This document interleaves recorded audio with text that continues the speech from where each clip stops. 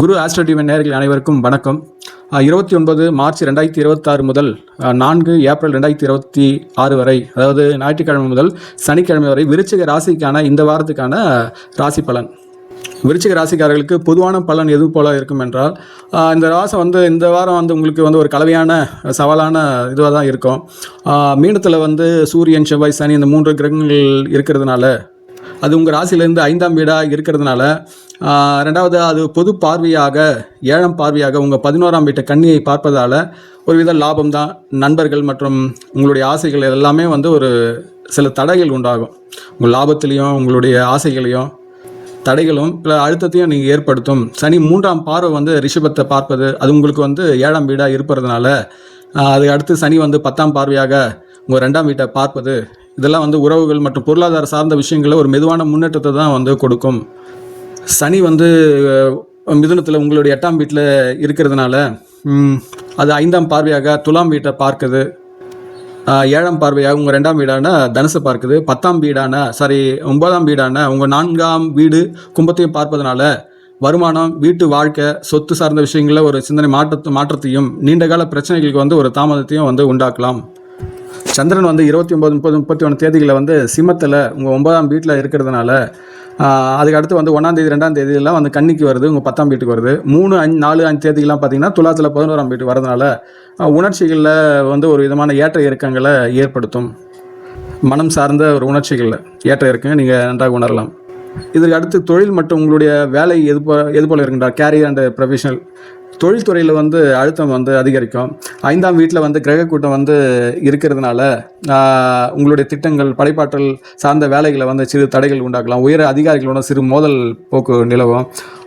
8ஆம் வீட்டில் மிதுனத்தில் வக்ரகுரு இருக்கிறதுனால வியாபாரிகளோட போட்டி அதிகரிக்கும். புதிய முதலீடுகளை இப்போதை மட்டும் தவிர்த்து கொள்ளுங்கள். அரசு அல்லது நிர்வாக தொடர்புடைய விஷயங்களை சில தாமதங்கள் ஏற்படலாம்.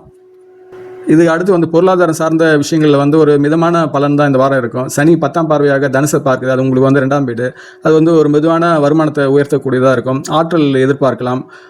எதிர்பாராத செலவுகள், அதாவது குழந்தைகளுடைய கல்வி, பொழுதுபோக்கு சார்ந்த விஷயங்களை அதிகரிக்கும். 5ஆம் பார்வையாக துலாத்தை பார்க்குறது உங்களுடைய 12ஆம் வீட்டை பார்ப்பது குடும்ப செலவுகளை அதிகரிக்கிறதா தான் இருக்கும். அதில் கவனம் தேவை. பணம் பரிவர்த்தனை சார்ந்த விஷயங்களில் கொஞ்சம் எச்சரிக்கையாக இருங்கள். இது அடுத்து குடும்பம் சார்ந்த உறவு சார்ந்த விஷயங்கள் எது போல் இருக்கின்ற குடும்ப வாழ்க்கையில் ஒரு சிறு பதட்ட நிலை உண்டாக்குதை நீங்கள் உணரலாம். வக்ரகுருக்கு 9ஆம் பார்வை உங்கள் கும்ப வீட்டை 4ஆம் வீட்டை பார்க்கறது உங்கள் வீட்டு சார்ந்த சூழலையும் உங்கள் தாயார் சொத்து விஷயங்களை மாற்றங்களை ஏற்படுத்தும். உங்களுடைய லைஃப் பார்ட்னர் அல்லது காதல் சார்ந்த உறவுகளில் உணர்ச்சிகள் ஒரு ஏற்ற இறக்கம் இருக்கும். 29, 30 தேதிகள்லாம் சிம்மன், அதாவது சந்திரன் சிம்மத்தில் வரதுனால ஒரு விதமாக உற்சாகமான போக்கு இருக்கும். 3, 4 தேதியெல்லாம் பார்த்தீங்கன்னா துலாத்தில் வரதுனால அது சமரசமான போக்கு நிலவும். அதாவது எதனா சிறு கருத்து வேறுபாடு இருந்தால் கூட வார இறுதியில் அது சமரசமான நிலை இருக்கும். குழந்தைகள் விஷயங்களை கொஞ்சம் கவனம் செலுத்துங்கள். இதுக்கு அடுத்து உங்களுடைய ஆரோக்கியம் எப்படி இருக்குன்ற இந்த வாரத்தில் உங்கள் உடல்நிலை கவனம் கண்டிப்பாக தேவை. உங்களுடைய 5ஆம் வீட்டில் கிரகங்கள் 3 கிரகங்கள் இருக்கிறதுனால தலைவலி, ரத்த அழுத்தம், கண் பிரச்சனைகள், மன அழுத்தம் சார்ந்த விஷயங்கள் ஏற்படலாம். 29, 30 தேதிகளாக ஒரு உற்சாகமான மனநிலை இருக்கும்.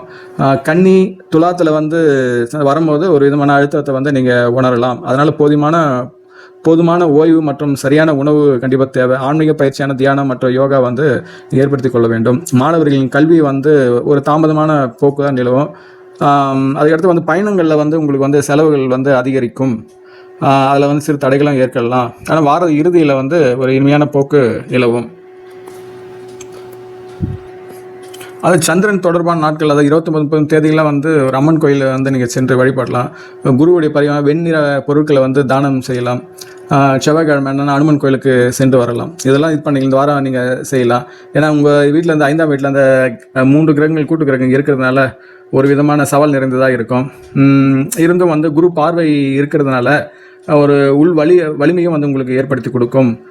3, 4 தேதியெல்லாம் ஒரு விதமான கம்ஃபர்டபுளாக நீங்கள் ஃபீல் பண்ணலாம்.